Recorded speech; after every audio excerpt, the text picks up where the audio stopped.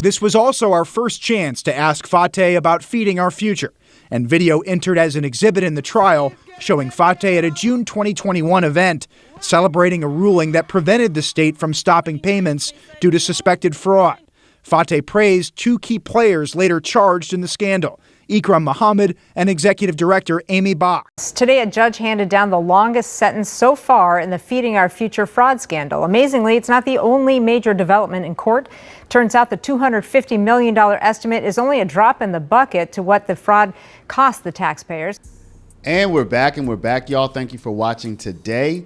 Go ahead and hit that like button, my people. You know that it helps us out a ton. And of course, it helps you because it helps us keep bringing you this content every day. Now, y'all, today we have an update on one of the craziest stories that I have done. It is a not only $250 million fraud called Feeding Our Future, but it looks like the fraud may have even extended way beyond $250 million. And you know who promoted it? Two people in the great state of Minnesota.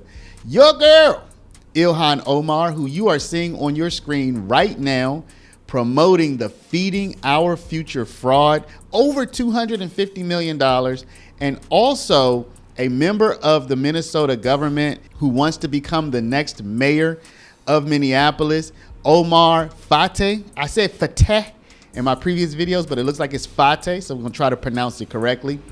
Omar Fateh actually went to bat when it was discovered that this $250 million fraud was defrauding people, and the powers that be tried to stop the fraud. Fateh actually mobilized to keep the fraud going. You're gonna see that in this video, and you saw some of that from the coming up. So y'all, this is just wow, but you know what? This sounds like something that happened, but it's actually continuing, not the fraud, but the aftermath. Three more suspects in the Feeding Our Future fraud case made their first court appearances this afternoon. In the meantime, we've been tracking what happened to some of the money they received, including political donations. Here's Lou Ragoose. There's no evidence that the politicians knew the money was coming from people involved with alleged fraud, but we wanted to check how much money they received and whether they've returned it. Between March 2020 and now, Congresswoman Ilhan Omar received three campaign donations totaling $7,400 from three suspects now charged in the $250 million Feeding Our Future federal meal fraud. Most of the money came from owners of Safari Restaurant. Omar's campaign says she has donated all that money to food charities. Omar's not the only Minnesota politician to receive donations from the defendants. State Senator Omar Fateh returned 10 contributions after last winter's FBI raids. State Senator John Hoffman just returned $3,000 in contributions from Mikfira Hussein and her associates. Hussein was arrested after booking a one-way flight to Ethiopia. Not every campaign contribution stayed in Minnesota. KARE 11 News tracked $8,750 from 9 fraud defendants, given to Washington State Representative candidate Shukri Olo. She was unaware when we contacted her which of the donations came from Feeding Our Future suspects. And the donations didn't completely stop after the FBI investigation was made public in January. 4 months later, Attorney General Keith Ellison, who already had an active lawsuit against Feeding Our Future, received $2,700 from Liban Alshire, who's charged with stealing $1.6 million in federal money. Ellison's campaign announced they refunded the donation in full. There also were a couple losing primary candidates who received donations. Because people are still being arrested, people are still being put on trial, and people are still being found guilty and sentenced. And just within the last week, the biggest sentence for this fraud, the biggest prison sentence, was handed down. So this thing is not over by a long shot. I would say it's just getting started. And you have to wonder if any prominent people might be arrested and put on trial for this. Let's get into it. But before we do, y'all, make sure you take care of your money. I'm not gonna make this a long one, y'all. Go to Paralegold, PARALEGOLD.com, or call 844-651-8334, 844-651-8334. If you have $50,000 to $100,000 or more in your retirement, protected from inflation, protected from monetary debasement, you're about to retire. Make sure your money's still there and it's still worth something by investing at least some of it in gold. Talk to our partners at Augusta Precious Metals. Go click the link now, get the free information, and protect your precious retirement. Today, a judge handed down the longest sentence so far in the Feeding Our Future fraud scandal. Amazingly, it's not the only major development in court. Turns out the $250 million estimate is only a drop in the bucket to what the fraud cost the taxpayers. Lou Ragoose lays it all out for us. As the ringleader in a group that stole nearly $50 million and the mastermind behind the plot to bribe a juror in his trial, 36-year-old Abdi Aziz Farah is one of the most prolific fraudsters in the Feeding Our Future case. Yeah, he's one of the worst for several factors. Acting U.S. Attorney Joe Thompson says Farah was one of the very first people to begin defrauding taxpayers during the pandemic, recruiting others, and claiming to serve 18 million meals to children, at first out of his tiny Empire Cuisine and Market in Shakopee. Eventually, making more absurd claims, such as serving kids in big open fields, to the tune of nearly $50 million. People in this case not only took tens of millions of dollars, but laundered much of it abroad and sent much of it to Kenya, among other things. They were building an entire apartment building in Nairobi. The feds can't get back the cash Farah sent or the property he bought in Kenya, but they did seize 5 luxury cars and all the U.S. property he bought, including lots on Prior Lake, where he planned to build a multi-million-dollar home.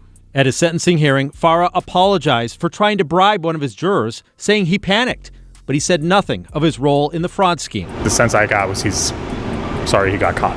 Judge Nancy Brazel sentenced Farah to 28 years in prison, the longest sentence so far among the pandemic meal fraud suspects. And afterwards, Thompson updated the scope of the overall loss of taxpayer money. So the $50 million that they took, most of that's in addition to the $250 million that's commonly cited as the total loss amount in this case. So the total loss in this case is well in excess of $300 million and possibly in excess of $400 million. Now, the reason for that, the $250 million number accounts for the fraud that was run through the nonprofit sponsor called Feeding Our Future. But Farah's group worked with a different sponsor called Partners in Nutrition. No one from Partners has been charged yet. Thompson says they're still investigating. Farah still needs to be sentenced for the juror bribe, which will likely add more years to his 28-year sentence. Rena. So you may wonder, okay, Omar Fateh, he's popped on the scene recently because he's like the Minneapolis version of Mamdani, socialist, wants to take money and resources from people of means and wants to give it to people who don't have anything. You know how it goes, right? It tried and true, never worked, won't work here. But he's popped onto the national scene with his crazy promises. But now people are to say, hey, aren't you the same guy? Isn't that you who, when we found out that Feeding Our Future was defrauding us for hundreds of millions of dollars, weren't you the person who came and tried to keep the fraud going? So let's take a look at how he answers for that very inconvenient truth. This was also our first chance to ask Fateh about Feeding Our Future, and video entered as an exhibit in the trial showing Fateh at a June 2021 event celebrating a ruling that prevented the state from stopping payments due to suspected fraud. Fateh praised 2 key players later charged in the scandal, Ikram Muhammad and Executive Director Amy Bach. And I want to thank also Amy. Months later, the FBI carried out their raids. You were on video thanking Amy Bach, Ikram Muhammad. What do you say to Minneapolis voters about those connections, given what ultimately happened to those folks? That was a situation which was really heartbreaking. Folks that we believed were serving honorably the community. Fateh returned campaign funds given by several donors connected to the scandal. Anytime folks abuse the system fraudulently, especially when it comes to children, we need to stand against that. As a state senator, why weren't you more skeptical about the growth of that program and the fraud that was potentially happening? I don't think at that time we knew that they were under investigation. Looking ahead to November, Fateh says his mayoral campaign will highlight working class issues. And folks just want their leaders to stand up for the everyday person. So yes, y'all, you heard it right. Governor Tim Walz, his governorship has overseen probably something like $500 million minimum of fraud. So congratulations on that, Tim Walz. But to his credit, y'all, it does look like they tried to put a stop to the fraud. What happened when they tried to put a stop to the fraud? A judge blocked them from stopping the fraud. Now, Fateh was part of that whole movement to stop the people who wanted to stop the fraud. In other words, to keep the fraud going. So a judge actually blocked the government from stopping the massive fraud. This is just wild. Take a look. DFL Governor Tim Walz today defended how the Education Department handled food fraud allegations during the pandemic. Prosecutors say millions meant for hungry kids went to buy luxury cars and homes instead. Our Caroline Cummings has more on what's turned into a political war of words. Caroline? Hi there, Frank. So Walz spoke for the first time today since a rare rebuke from a judge presiding over a lawsuit from Feeding Our Future, which is the organization at the center of this case. The judge came out Friday saying he did not issue a written court order to resume payments to the organization amid the legal fight with Feeding Our Future, as Walz suggested last week. Transcripts of court hearings from April show that the judge said there could be issues if payments weren't resumed based on federal regulations related to the child nutrition funds. I'm not an attorney. I know that in my time here, there's never been a state agency had a contempt of court file. So we're nervous, we're rule followers, we're trying to get this right, but my gripe is not with the court, it's with, and again, that's the interpretation on this. I mean, that's what the lawyers all thought, that's what it meant. At issue in this case was processing applications for Feeding Our Future sites, not payments. Still, Walz said today his administration interpreted the order as having to act on paying those funds. Republicans accuse the Education Department and the Attorney General of not doing more to stop the alleged fraud and are seeking more answers of the timeline of what led up to the indictments of dozens of people in the case last week. So y'all, how do we explain this? I mean, what do we say about this? More than $250 million. Over 70 people involved, probably hundreds of people if you really want to get down to it. And this is just one of at least two, and this is just one of two major hundreds of millions of dollars fraud that we see under the Tim Walz administration. And he's always like, oh, we didn't know. We didn't, when we saw it, we couldn't do anything. Come on, man. So anyway, y'all, let me know how much of our economy is probably fraud? How much of our economy is probably just being stolen? How much of our revenue, how much of our national treasure is probably just being stolen? I mean, I would have said previously maybe 1%, maybe 0.5%. I'm starting to think it might be much more than that. I mean, of all the government expenditures, if you told me now 10, 15, 20% or more, I probably believe it. And that is devastating, because then what happens is this: people don't get the services. They don't blame the government. And if they do, who cares? You know, because the government just blames the rich people. They want to raise taxes. They get more money in, and then they steal more, or they waste more, or they lose more. You see how that works? It's crazy, y'all. Let me know what y'all think about all this. What is the solution? How can we stop this? This is just the way it's going to be? Because it's not just the United States. It's all over the world. It's all over the world that things are like this. All over the world. Trust me. So y'all, let me know down in the comments. But before you do, hit that share button. Share this video out, y'all. Let's get the word out. Share it over email, text message, WhatsApp, Facebook, Snapchat, Instagram, all of your favorite social mediums. And if you haven't yet subscribed, you better go ahead and hit that subscribe button. Come on, people. For my people with the retirement, if you have a 401k, IRA, any kind of retirement, and you want money money is going down, y'all. Money's going down in value. Money's going down in value. You know this. If you still want there to be some value, you better look into gold, y'all. Gold is upholding its value much better than stocks, way better than bonds. Trust me, y'all. Look into it. Go to Paralegold, PARALEGOLD.com. Get the information and talk to my people at Augusta Precious Metals at 844-651-8334. Thank y'all for watching. Love y'all, and we'll see you back in the next one. Governor, this wouldn't be about violent crime, but your administration is taking a lot of criticism for allegedly allowing the Feeding Our Future scandal to continue. What's your response to that? Well, first of all, and I hope the outrage on this is, a global pandemic, and our biggest fear was food insecurity, especially for the number of children who are hungry in the best of times. So the audacity, the brazenness, and the absolute heartlessness of a criminal ring focusing on children's foods is just beyond the pale. With that being said, it's a federal program through the Department of Agriculture. Our administration very early in the previous presidential administration noted the irregularities with this. We alerted folks as quickly as we could. We took that forward. We took the step of stopping payments. My commissioner was threatened with jail if she did not pay by contempt of court. The judge ruled. We accepted that ruling. We went back to the new administration once again and went to the FBI, who took this seriously. And I think what you're seeing coming out now, I and my team have not been able to say anything because the FBI was in an active investigation and we were told not to. So why Senate Republicans held hearings and took my commissioner and threatened to fire her. She was under orders from the FBI, and the way the system works is to not say anything. So we caught this fraud. We caught it very early. We alerted the right people. We were taken to court. We were sued. We were threatened with going to jail. We stuck with it.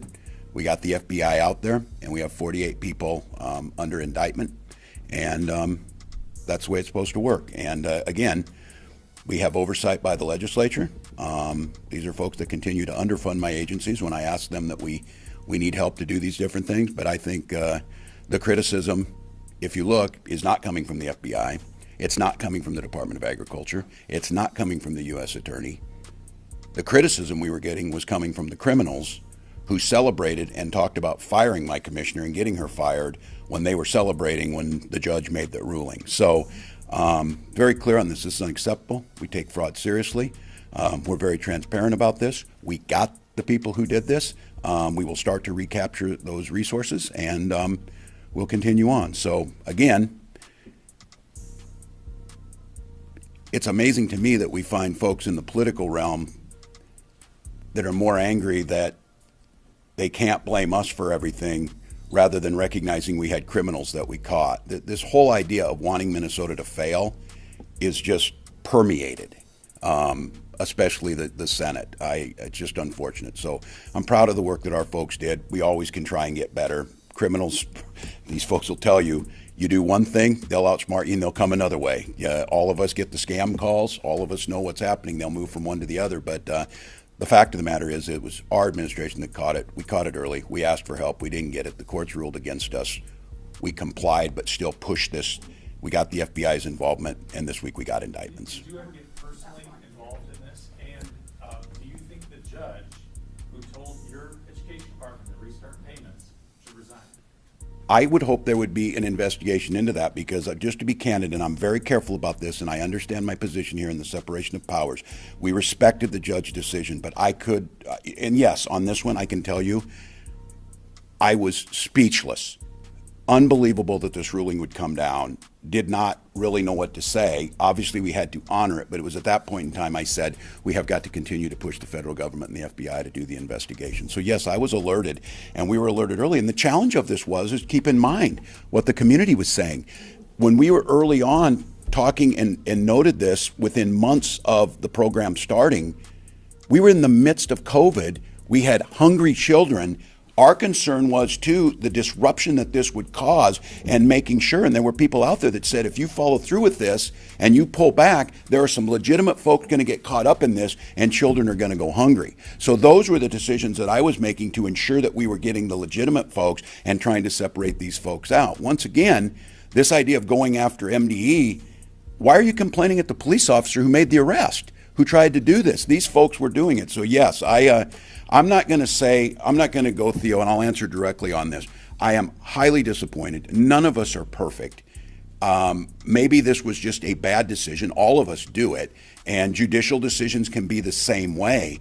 But I would hope there would be some view on this because, again, when you're all seeing now what we saw ahead of time, the evidence to me was overwhelming. I wouldn't have believed in a million years that they were going to rule that way. And keep in mind, they walked right up to, and this group celebrated that the commissioner could be going to jail if she doesn't pay us. That's the way this thing read, that she had to follow through and make payments, even though our administration knew there was the highest probability that they were defrauding the government.